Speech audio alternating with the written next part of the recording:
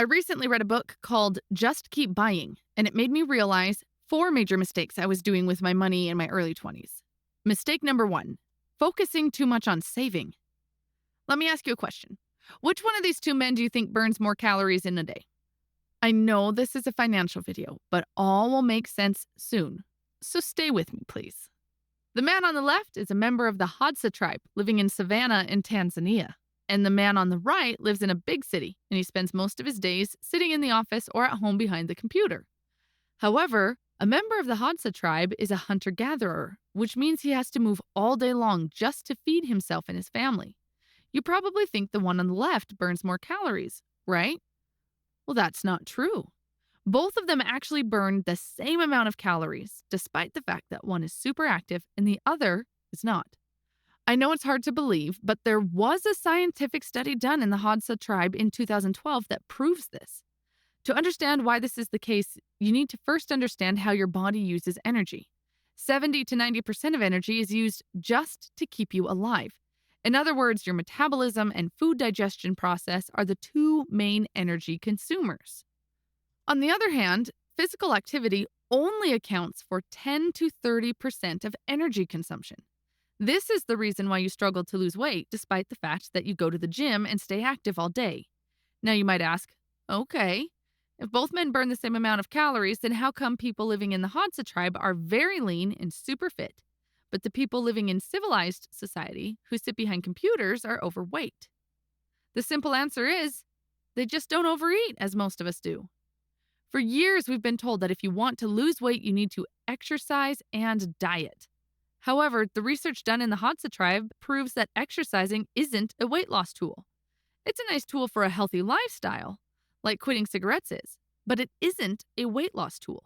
Your diet matters the most. Now, why am I telling you all this in a financial video? Well, just like there are two conventional ideas for weight loss, exercise and diet, there are also two conventional ideas for saving more money, cutting costs and increasing income. We just learned that for weight loss, physical activity plays a tiny role, so we need to focus on diet. How about having more money? Would it be possible that one of those two ways is less effective, but we've been told to focus on? The answer is yes. Cutting costs isn't the way to go, but still, there are tons of articles and books about it.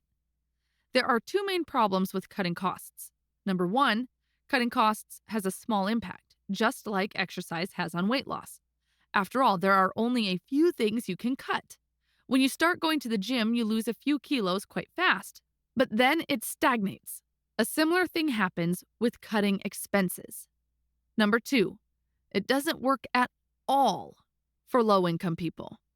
There are many people who need to borrow at the end of the month to cover their expenses until their salary arrives. If you earn $1,000 a month, but your expenses are $1,100, frankly, where can you cut costs? All this doesn't mean that we have to completely ignore cutting expenses and ignore the books written about it.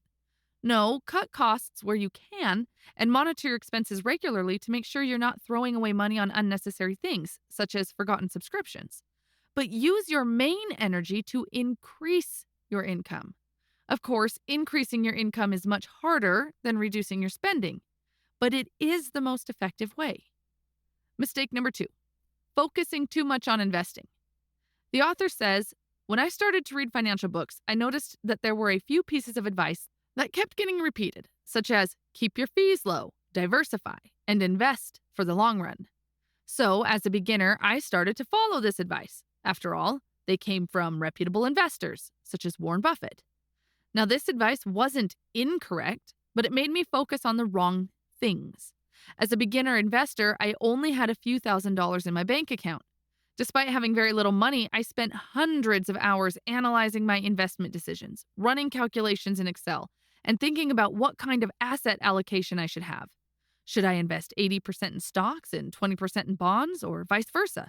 Should I invest in Bitcoin? How about real estate? Despite overanalyzing my investments, I never spent time analyzing my income and spending. I would regularly go out to dinner with coworkers and easily spend $100 a night. Think about how foolish this behavior was. With only $1,000 of investable assets, even 10% annual return would have only earned me $100 in a year. Yet I was regularly blowing that same amount at one night out for dinner. By simply not going out for one night, I could have made the same amount of money as 1 year's investment returns. Can you see how my financial priorities were messed up? Now, compare this to someone with $10 million in investable assets. If they were to see just a 10% decline in their portfolio, they would lose $1 million. Do you think they could save $1 million in a year? Highly unlikely, right? This is why someone with $10 million has to spend a lot more time thinking about their investment choices compared to someone with only $1,000. So, as you can see from this comparison, your focus depends on your current financial situation. If you don't have much money invested, then you should focus on saving and increasing your income. The opposite is true if you have a sizable portfolio. To put it simply, saving is for the poor, and investing is for the rich. Here's a question you might ask. How can I find out if right now is the time to focus on saving or investing for me? Here's a simple way. First, find out how much you can comfortably save in the coming year. For example, if you expect to save $1,000 a month, then your expected savings for the entire year should be $12,000. Next, determine how much you expect your investments to bring you in the next year. For example, if you have $10,000 invested and you expect that you will earn a 10% return, then your expected investment earning is $1,000. Finally, compare these two numbers and focus on the one that is higher. If your expected savings are higher, like in the example I just gave, then you need to focus more on saving money and adding it to your investments. However, if the opposite is true, then you should spend more time thinking about how to invest what you already have. If the numbers are in a similar range, then you should focus on both. The general rule is that as you age, your focus should shift from your savings to your investments, because when you are older, you will have more money invested. And that means your returns from investments will surpass your savings. Saving matters a lot early in life. However, later in life, investment dominates. Mistake number 3, sticking to a fixed percentage of saving rate. If you start researching what is the right amount of money you should save, then you will quickly find advice such as, save 20% of your income, 10% of your income must go to savings, or you should have this amount saved by this age and that amount saved by that age. There are 2 big problems with such advice. First, it assumes that people at all income levels have the ability to save at the same rate, which is not the case. For example, in the USA, earners who are in the bottom 20% save only 1%. On the other hand, earners in the top 20% save around 24% of their income annually. The second problem is that it assumes that income is relatively stable over time, which isn't the case. For example, when you are single, the stability of your income depends on you mainly. But once you get married, it's no longer a single person, you, who has to worry about losing a job, but 2 people. This means income becomes more unstable as you move from a 1-income household to a 2-person household. Also, your income and expenses fluctuate at different stages of your life, which is why sticking to a single static amount such as 20% is very difficult.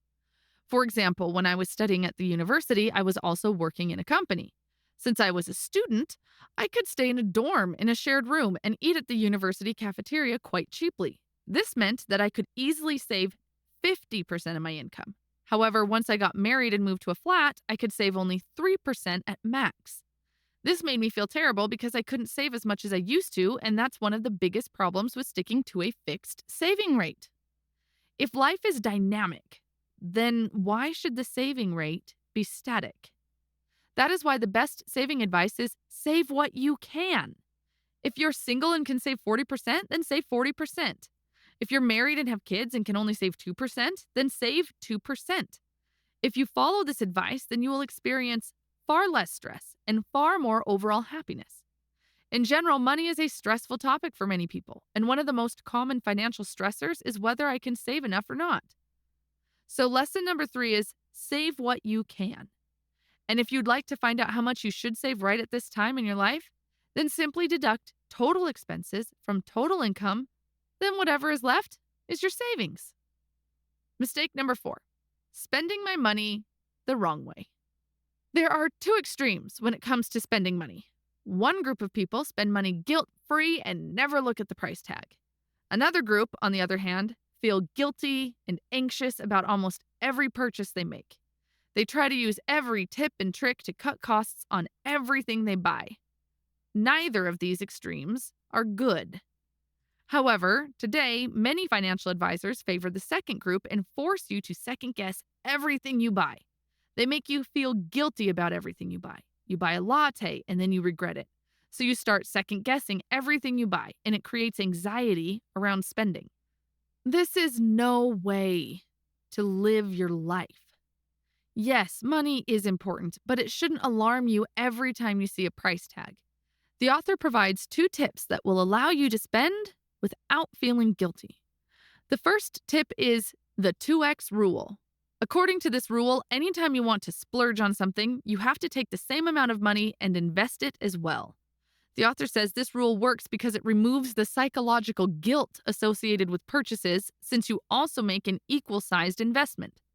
This rule also helps you to reevaluate the purchase, because you are going to save double the amount, half for the purchase itself and half for investing. The second tip is to spend money on the things that maximize your long-term fulfillment. The most difficult part of the course is figuring out what you truly want out of life and what increases your fulfillment. For example, if buying lattes every day increases your productivity and makes you feel great, then according to the author, you should do it. Personally, these days I buy coffee almost every day from Starbucks. I used to feel super guilty about spending $5 on coffee. For a while, I even stopped going to Starbucks, but soon realized that it was a mistake. First of all, I get distracted a lot if I work from home. I am more productive if I work from Starbucks. Starbucks also replaces the need for me to rent an office because every time I buy coffee, I work there for at least 4 hours. So for me, buying coffee at Starbucks helps me to be productive and increases my fulfillment. For you, it might be something else that you can easily justify the cost. Of course, we can all use false justification to convince others, but we can't lie to ourselves. Deep down, you will know when the cost isn't justified. This sounds cliche, but the best spending method is the one that fits you personally.